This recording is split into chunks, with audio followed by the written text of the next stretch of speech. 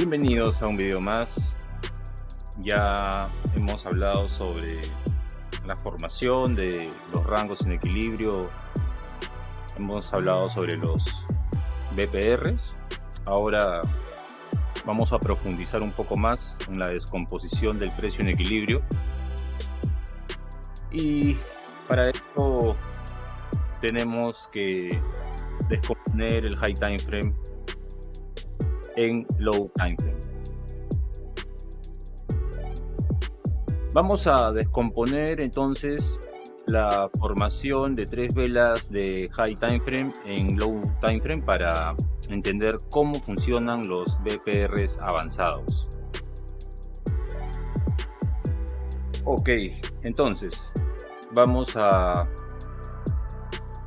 colocar esta vela de temporalidad alta a la mano derecha y a la mano izquierda vamos a tener la simulación de la descomposición del precio en low time frame.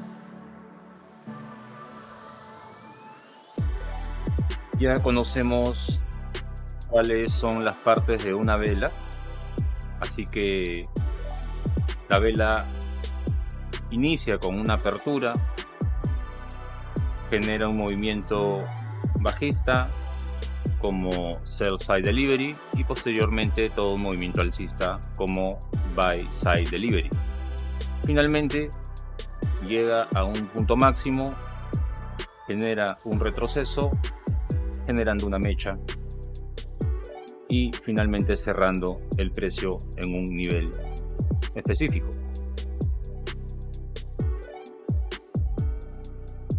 Durante este periodo vamos a considerar la vela de high time frame como una vela diaria. En la mano izquierda vamos a considerar el low time frame como la temporalidad de 5 minutos. Por ejemplo, durante ese periodo en un día se formó todo un movimiento tendencial y lo vamos a enmarcar entre dos líneas verticales para separar el periodo de 24 horas. Bien, posteriormente abre un día más, seguimos en un movimiento tendencial, el precio al momento de aperturar genera un movimiento bajista y continúa expandiendo al alza. Podemos observar que en un momento la vela diaria fue bajista, pero posteriormente superó el nivel de apertura, dejando una mecha en la parte baja y finalmente expandiendo y dejando una mecha en la parte alta cuando la vela diaria hace un retroceso para aproximarse al cierre del día. Bien, entonces, si observamos en high time frame tenemos mechas entrelazadas. Ya habíamos hablado sobre este rango en equilibrio, es un BPR avanzado. Y en low time frame, lógicamente, vamos a considerar el máximo y el mínimo formado, donde tenemos sell side delivery más buy side delivery.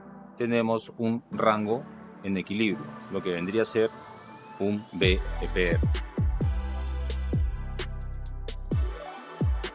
Vamos a tener en consideración este tipo de reacciones cuando nos encontramos en un movimiento completamente tendencial. Nosotros vamos a apreciar en la temporalidad mayor de que el precio va a ser incapaz de neutralizar el mínimo del día anterior y conforme pasan los días el precio va a expandir. Estamos en un movimiento tendencial de varios meses y en algún momento, en alguna oportunidad, conforme ese precio comience a subir, va a suceder de que puede regresar a un rango en equilibrio y tener una reacción inmediata, como que también podría continuar su camino expandiendo, nunca tocar el rango en equilibrio y dejar fair value gaps en el camino conforme el precio sigue subiendo. Pero la expectativa es que nosotros veamos una reacción en este rango en equilibrio. Bueno, en este caso y para este ejemplo, vemos cómo apertura el tercer día y la vela diaria apertura retrocede, ingresa al rango en equilibrio y finalmente genera un movimiento expansivo rompiendo el máximo del día anterior. Aquí vamos a considerar que un rango en equilibrio tiene mayor prioridad de reacción que un rango en desequilibrio. Normalmente un rango en desequilibrio, el precio va a tender a ir a reequilibrar ese rango. Por eso vemos aquí que cuando el precio rompe el máximo anterior, ya sabemos que a partir de la ruptura del máximo anterior se genera el inicio del desequilibrio y el precio retrocede para reequilibrar ese rango dinámico o ese cuerpo de vela y finalmente expandir al alza. Bien, espero que con esta explicación breve y directa haya sido más fácil entender cómo funcionan los VPRs avanzados, pero tienes que tener ciertas observaciones, ya que cuando trates de utilizar este tipo de concepto o lo quieras poner en práctica o lo quieras estudiar mediante un backtesting o ver en retrospectiva cualquier tipo de activo, tienes que darte cuenta de que el precio no está acercándose a un nivel de resistencia. También importante que se esté acercando a un punto de buy side liquidity. Nos referimos a un máximo histórico de repente o a un máximo de la estructura contraria, de un rango en contraste. Y sobre todo, lo más importante, que el movimiento tiene que ser tendencial. ¿Ok? De esa manera vas a poder ver con mayor claridad este tipo de concepto.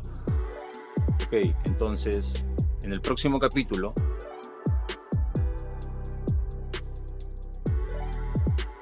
vamos a hablar sobre los Inversion Fair Value Gaps, cómo se forman, cómo los puedo utilizar, y ya con esto estaríamos terminando los capítulos de ineficiencia de mercado y los tipos y el estudio de los tipos de Fair Value Gaps, cómo usarlos, cómo se forman, para qué nos pueden servir.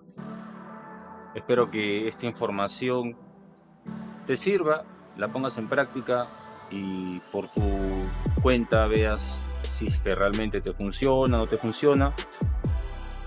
Así que sin más, y como siempre, te deseo buena suerte y buen trading. Nos vemos en el próximo video.